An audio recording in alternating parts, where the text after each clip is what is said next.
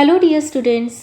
Today we are going to learn and understand a very interesting and important lesson from EVS 1. And the lesson's name is lesson number 18, Changes in the Family and Neighborhood. Neighborhood म्हणजेच शेजार. कुटुंबात आणि शेजारात होत असलेले बदल आज आपण शिकणार आहोत. Now students, I will be showing you a picture. Kindly observe it. Now, this is a family of Mr. and Mrs. Deshmukh. In the year 1950, there were only 2 members in Mr. Deshmukh's family. Year 1950 मध्ये mister Deshmukh यांच्या फॅमिलीमध्ये फक्त 2 members होते. Now, after 20 years, in the year 1970, Mr. Deshmukh is no more, but his wife and their son Vijay along with his wife and 2 children can be seen in the picture. आता या पिक्चरमध्ये आपल्याला काय दिसत आहे? 20 years नंतर year 1970 मध्ये आपल्याला दिसत आहे की मिस्टर देशमुख हे आता या जगामध्ये नाही आहेत, पण त्यांची वाईफ आणि त्यांचा मुलगा विजय हा त्याच्या वाईफबरोबर आणि त्याच्या 2 मुलांबरोबर आपल्याला या पिक्चरमध्ये दिसत आहे. मग आता या पिक्चरमध्ये किती मेंबर्स आहेत? अगदी बरोबर. आता या पिक्चरमध्ये टोटल 5 मेंबर्स आहेत. Now in year 1990, after 20 years, in the year 1990, both mister and missus Deshmukh are no more. Their son Vijay and his wife both have become old and their children have grown up. आता या पिक्चरमध्ये कोणतं year आहे? 1990, 20 years नंतर. या पिक्चरमध्ये आपल्याला काय दिसत आहे की मिस्टर देशमुख आणि मिसेस देशमुख हे दोघेही आता या जगामध्ये नाही आहेत. मिस्टर विजय आणि त्यांची वाईफ यांचं आता थोडंसं वय झालेलं आहे आणि त्यांची जी 2 मुले होती ते आता मोठे झालेले आहेत. Now in the next picture today, या पिक्चरमध्ये आपल्याला काय दिसत आहे? Vijay and his wife have become too old. Their daughter got married, so she went to her husband's house. And their son Rahul also got married. We can see Rahul, his wife and his 2 children along with Vijay and his wife in this picture. या पिक्चरमध्ये आपल्याला दिसत आहे की mister विजय आणि त्यांची wife या दोघांचेही आता फार वय झालेले आहे आणि या दोघांचीही ही एक मुलगी होती. या मुलीचे आता लग्न झालेले आहे आणि ती तिच्या हजबंडच्या घरी गेलेली आहे. त्यांचा मुलगा हा मोठा झालेला आहे, त्याचेसुद्धा आता लग्न झालेले आहे, त्यांचा मुलगा राहुल. आणि त्यामुळे या पिक्चरमध्ये आपल्याला कोण कोण दिसत आहे? मिस्टर विजय, त्यांची वाईफ, त्यांचा मुलगा राहुल, राहुलची वाईफ आणि त्यांची ही 2 मुलं. मग टोटल या पिक्चरमध्ये किती मेंबर्स आहेत? येस, या पिक्चरमध्ये आता 6 मेंबर्स आहेत. In year 1950, there were 2 members in this family. In year 1970, there were 5 members in this family. In year 1990, there were 4 members in this family. And now, today, this family has 6 members. Now, try this. आता ही activity तुम्ही करायची आहे. काय activity करायची आहे? Gather the following information about your family from your parents and grandparents. तुमचे आई वडील आणि आजी आजोबा यांना तुम्ही माहिती विचारायची आहे. कसली माहिती विचारायची आहे? How many people were there in your family in 1950, 1970, 1990 and today? तुमच्या फॅमिलीमध्ये 1950 या इयरमध्ये किती सदस्य होते, किती लोक होते, तसेच 1970, 1990मध्ये किती होते आणि आज किती आहेत हे तर तुम्हाला माहीतच आहे. Now, did the number of people in your family change every time? तुमच्या फॅमिलीमधील माणसांच्या संख्येत बदल झाला का हे ऑब्झर्व करायचे आहे. How did the changes occur? हा बदल कशामुळे होत गेला हे सुद्धा पाहायचे आहे. Now changes in the family. Each family may have a different number of people. फॅमिलीमधील माणसांची संख्या वेगवेगळी असू शकते. This number does not remain the same. हा नंबर, ही संख्या कायम तशीच राहत नाही. As time passes, it may increase or decrease. कुटुंबातील सदस्यांची संख्या ही कधी कमी तर कधी जास्त होत जाते. Marriage is one reason for such a lose or gain. You may have seen an aunt or a cousin's wife joining your family after getting married, or another aunt or cousin getting married and joining another family. फॅमिलीतील मेंबर्सची संख्या कमी किंवा जास्त होण्यामागचे लग्न हे एक कारण आहे. तुम्ही पाहिलं असेल मुलांनो की जेव्हा तुमच्या घरातील काकांचे लग्न होते तेव्हा तुमच्या घरामध्ये काकू येतात, म्हणजेच तुमच्या घरामध्ये एक नवीन मेंबर जॉईंट होतो. आणि तुमच्या घरातील आत्याचे जर लग्न झाले तर तुमची आत्या ही दुसऱ्या फॅमिलीला जाऊन जॉईंट होते. मग काय होते, तुमच्या फॅमिलीतील एक मेंबर कमी होतो. The number of people in a family also changes due to births and deaths. Birth म्हणजे जन्म आणि डेथ म्हणजे मृत्यू. जन्म किंवा मृत्यूमुळेही फॅमिलीमधील सदस्यांच्या संख्येत बदल होतो. A family grows when the new generation is born. Generation म्हणजे पिढी. जेव्हा नवीन जनरेशन जन्माला येते, नवीन पिढी जन्माला येते, तेव्हा फॅमिलीमधील मेंबर्सची संख्या ही जास्त होते, वाढते.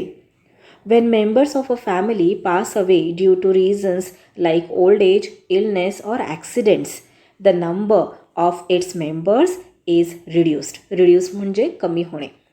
ओल्ड एज म्हणजे म्हातारपण, इलनेस म्हणजे आजार, ॲक्सिडेंट म्हणजे अपघात. ओल्ड एज, इलनेस, ॲक्सिडेंट्स यांसारख्या कारणांमुळे फॅमिलीमधील सदस्य दगावतात, देवाघरी जातात. त्यामुळे फॅमिलीमधील सदस्यांची संख्या कमी होते. Sometimes children in a family go to other places for their educations. काही वेळा एज्युकेशनसाठी, शिक्षणासाठी मुली दुसऱ्या ठिकाणी जातात. Also some members take up jobs or occupations in other places. तसेच कामधंदा, नोकरी व्यवसायानिमित्त घरातील माणसे दुसऱ्या ठिकाणी जाऊन राहतात. Moving from one place to another in order to live there is called migration. आणि अशा प्रकारे एका ठिकाणाहून दुसऱ्या ठिकाणी जाऊन राहण्याला मायग्रेशन असे म्हणतात. मायग्रेशन म्हणजे स्थलांतर.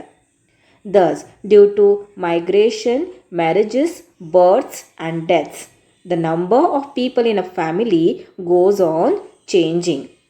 It is not only in our family that we see these changes. They occur in the entire society. तर पाहिलं मुलांनो, marriage, birth, death and migration या रिझन्समुळे, या कारणांमुळे फॅमिलीमधील मेंबर्सची संख्या कमी किंवा जास्त होत राहते. अशा प्रकारचे बदल फक्त आपल्याच कुटुंबात होतात असे नाही, असे बदल संपूर्ण समाजात होत असतात. Now do you know birds also migrate. पक्षीसुद्धा मायग्रेट करतात, स्थलांतर करतात. Many birds migrate in search of food and shelter. Food म्हणजे खाण्यासाठी अन्न लागतं आणि शेल्टर म्हणजे निवारा, राहण्यासाठी जागा. मग फूड आणि शेल्टर यासाठी अनेक बर्ड्स मायग्रेट करतात. Have you seen a flock of swans flying in a V formation in the sky. Flock of swans, swan म्हणजे हंस आणि फ्लॉक म्हणजे स्वॅन्सच्या ग्रुपला फ्लॉक म्हणतात, म्हणजेच थवा. तर तुम्ही कधी आकाशामध्ये व्ही आकार करून उडणाऱ्या स्वॅन्सचा फ्लॉक पाहिलेला आहे का. अशा प्रकारे व्ही शेप करून बर्ड्स फ्लाय करत असतात. तर अशा प्रकारचा फ्लॉक तुम्ही कधी पाहिलेला आहे का. Have you heard about the beautiful flamingos. Beautiful फ्लेमिंगोजबद्दल तुम्ही कधी ऐकले आहे का. Every year they migrate from one place to another at a fixed time. हे बर्ड्स दरवर्षी ठराविक वेळी एका ठिकाणाहून दुसऱ्या ठिकाणी मायग्रेट करतात, स्थलांतर करतात. Some birds fly far away while others do not go very far. काही बर्ड्स दूरवर उडत जातात तर काही जवळच्याच ठिकाणी जाऊन राहतात. We can see flamingos at several places in Maharashtra between October and March. October ते मार्च या महिन्यांच्या दरम्यान फ्लेमिंगो बर्ड्स महाराष्ट्रामध्ये अनेक ठिकाणी पाहायला मिळतात. Birds fly in a flock. थव्यामध्ये हे बर्ड्स फ्लाय करतात. Even though they stay together in a flock, they do not have families or neighbours like human beings. Flamingos एकमेकांच्या सोबतीने एकत्र राहत असले तरीसुद्धा त्यांना माणसांप्रमाणे फॅमिलीज नसतात किंवा माणसांसारखे नेबर्ससुद्धा नसतात. Now look at the pictures of stamps. Which changes are depicted on these stamps. काही स्टॅम्प्सचे पिक्चर्स आपण पाहणार आहोत. त्या स्टॅम्प्समध्ये काय बदल दिसत आहेत ते आपल्याला सांगायचे आहे. नाव as you can see over here, this is a stamp of India and it tells us about the power looms when it was started in India. कापड उद्योगातील बदल दाखवणारे हे स्टॅम्प आहे. The next stamp tells us about the farmer. As you can see the fields over there and it is written over there Jai Kisan. किसान म्हणजे शेतकरी. शेतकऱ्यांच्या सन्मानार्थ भारतात झालेली हरित क्रांती दाखवणारे हे स्टॅम्प आहे. In the third picture we can see that it's a Indian postage stamp and it is written over there dak tikit shatabdi. You can also see a dove is over there and it is carrying an envelope in its beak. Means it's like a messenger and the fastest mean of transport is there which is an aeroplane.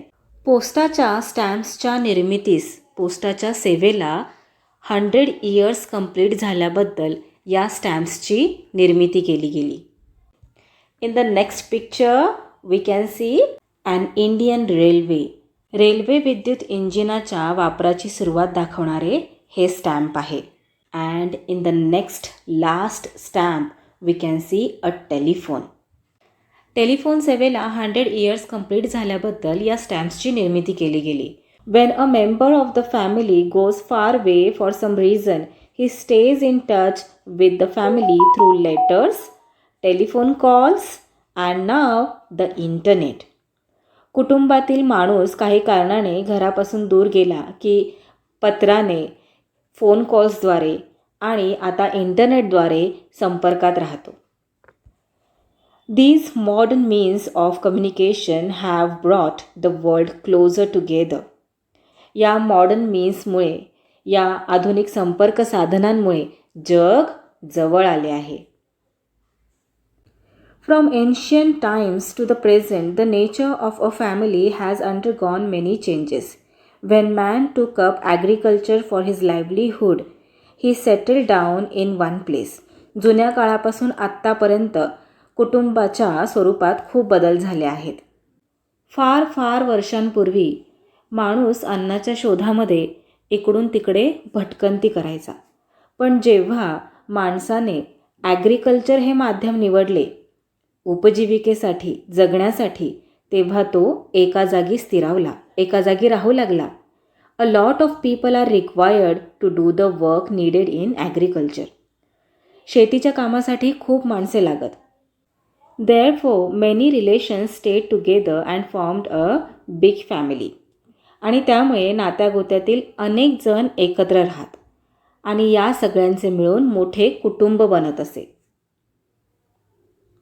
As the family ग्रीव, it became impossible to feed everyone through farming alone. कुटुंबातील माणसांची संख्या जशी वाढू लागली तसे तसे फक्त शेती करून कुटुंबातील सर्वांचे पोट भरेनासे झाले. Trade and other new occupations developed. Trade म्हणजे व्यापार आणि ऑक्युपेशन म्हणजे उद्योगधंदे. व्यापार आणि नवनवीन उद्योगधंदे यांचा विकास होत गेला. सिटीज बिगॅन टू ग्रो, त्यामुळे शहरे वाढू लागली. People began to migrate to places where they could find work. Migrate म्हणजे स्थलांतर करणे. पोटापाण्यासाठी माणूस जिथे कामधंदा मिळेल तिथे जाऊन राहू लागला. मायग्रेशन व्हायला लागलं. बिग फॅमिलीज वर scattered into many small families. Scattered म्हणजे विखुरले जाणे. आणि या कारणांमुळेच मोठ्या फॅमिलीज ज्या आहेत त्या स्कॅटर्ड झाल्या, विखुरल्या गेल्या आणि अनेक छोट्या छोट्या फॅमिलीज तयार झाल्या. In recent years, the number of people going to other states and countries for work and education has increased greatly. Increase म्हणजे वाढणे. गेल्या काही वर्षांत एज्युकेशनसाठी, शिक्षणासाठी आणि नोकरी व्यवसायाच्या निमित्ताने दुसऱ्या राज्यात आणि परदेशात जाण्याचे प्रमाणही खूप वाढले आहे. Many families have one of their members living abroad or in another city in our own country. काही वेळा कुटुंबातील एखादी व्यक्ती परदेशात असते, तर एखादी व्यक्ती आपल्याच देशातील दुसऱ्या शहरात असते. Therefore, the family system is also changing. आणि यामुळे कुटुंब व्यवस्थाही बदलत आहे, कुटुंबही बदलत आहे. Just as there are changes in a family, there are changes in their neighborhood too. People migrate for jobs, occupations, or education. As we migrate, we see the diversity in our country. We are introduced to different festivals, food, and customs and traditions. At the same time, we also realize that as a human being, we are all alike. Diversity म्हणजेच विविधता. कामधंदा, नोकरी व्यवसायानिमित्त किंवा शिक्षणासाठी माणूस स्थलांतर करतो, migrate करतो. स्थलांतरामुळे आपल्याला आपल्या देशातील विविधतेचे दर्शन होते. वेगळे सणवार, वेगळे खाद्यपदार्थ, वेगळ्या चालीरीती यांच्याशी ओळख होते. तरीही सारी माणसे माणूस म्हणून एकच आहेत हेही कळते. Now do you know, some people need to migrate frequently for work. Migrate म्हणजे स्थलांतर करणे आणि फ्रिक्वेंटली म्हणजे वारंवार. कामधंदा, रोजगारासाठी काही जणांना वारंवार मायग्रेट करावे लागते, स्थलांतर करावे लागते. एका जागेवरून दुसऱ्या जागेवर जावे लागते. शुगर केन हार्वेस्टर्स और construction workers and others like them keep moving to places where they can find work. Wherever and whenever they migrate, their children are given admission in the local schools. ऊस तोडणी करणारे कामगार किंवा बांधकाम करणारे कामगार असे अनेक जण जिथे काम मिळेल तिथे मायग्रेट करतात. अशा वारंवार स्थलांतर कराव्या लागणाऱ्या पालकांच्या मुलांना परिसरातील शाळेत प्रवेश दिला जातो. Now, can you tell what do you see in these pictures? What kinds of things do you exchange with your neighbors? या चित्रांमध्ये तुम्हाला काय दिसत आहे? तुम्ही आणि तुमच्या शेजाऱ्यांमध्ये कोणत्या गोष्टींची देवाणघेवाण होते? So, in the first picture, we can see it's a village site. Some ladies are sitting together and they are talking to each other. आणि या लेडीजच्या शेजारी काही दोन मुले खेळत आहेत, स्पिनिंग टॉप बरोबर खेळत आहेत. And in the next picture, there are two ladies and they are exchanging things with each other. And in the last picture, we can see one boy and his door is locked. त्याने स्कूलचा uniform घातलेला आहे. It means तो स्कूलमधून return आलेला आहे आणि त्याचे parents घरामध्ये नाही आहेत. त्याच्या पेरेंट्सनी त्याच्या घराची चावी त्याच्या शेजारी ठेवलेली आहे आणि शेजारच्या काकू त्याला घराची चावी देत आहेत. Apart from our family we also have daily contact with our neighbours. आपल्या फॅमिली व्यतिरिक्त, आपल्या कुटुंबाव्यतिरिक्त आपला रोजचा संबंध आपल्या शेजाऱ्यांबरोबर येतो. We live in the same locality. आपण एकाच परिसरात राहतो. We need each others help to solve problems of garbage, security, water and electricity. परिसरातील कचरा, सुरक्षितता, पाणी, वीज यांसारखे प्रश्न सोडवण्यासाठी आपल्याला एकमेकांची मदत लागते. In times of need It is our neighbors who help us till our relatives can reach us. वेळप्रसंगी आपले नातेवाईक आपल्या मदतीला येईपर्यंत शेजारीच मदतीला येतात. Due to the help we give each other, our relations with our neighbours become friendly. Friendly and harmonious relations make for joyful community life. एकमेकांना केलेल्या मदतीमुळे आपले शेजाऱ्यांबरोबरचे संबंध सलोख्याचे होतात. सलोखा आणि मैत्रीपूर्ण संबंध यांमुळे आपले समूह जीवन आनंददायी होते. Now what we have learn from this lesson. The number of people in a family does not remain the same. कुटुंबातील सदस्यांची संख्या एकसारखी राहत नाही, ती बदलत जाते. The number of people in a family may change due to marriage, birth, death and migration. As we migrate, we see the diversity in our country. We get to see the variety in festivals, food items, customs and traditions. स्थलांतरामुळे, मायग्रेशनमुळे देशातील विविधता, diversity म्हणजे विविधता, मायग्रेशनमुळे देशातील विविधतेशी ओळख होते. सणवार, खाद्यपदार्थ, चालीरीती यांच्यातील वेगळेपणा पाहायला मिळतो. Just as our family changes, so do the other families in our neighborhood. आपल्या कुटुंबात जसे बदल होतात तसेच शेजारपाजाऱ्यांसुद्धा बदल होत असतात. शेजाऱ्यांच्या फॅमिलीमध्ये सुद्धा बदल होत असतात. Because of the help we offer each other, our relations with our neighbors become friendly. Friendly and harmonious relations make for joyful community life. So that's all for today. We will meet again in our next video, which is based on question and answers of this lesson. Do watch that video to understand this lesson better. Link is given in the description box below. Till then, keep learning, keep enjoying. Bye bye.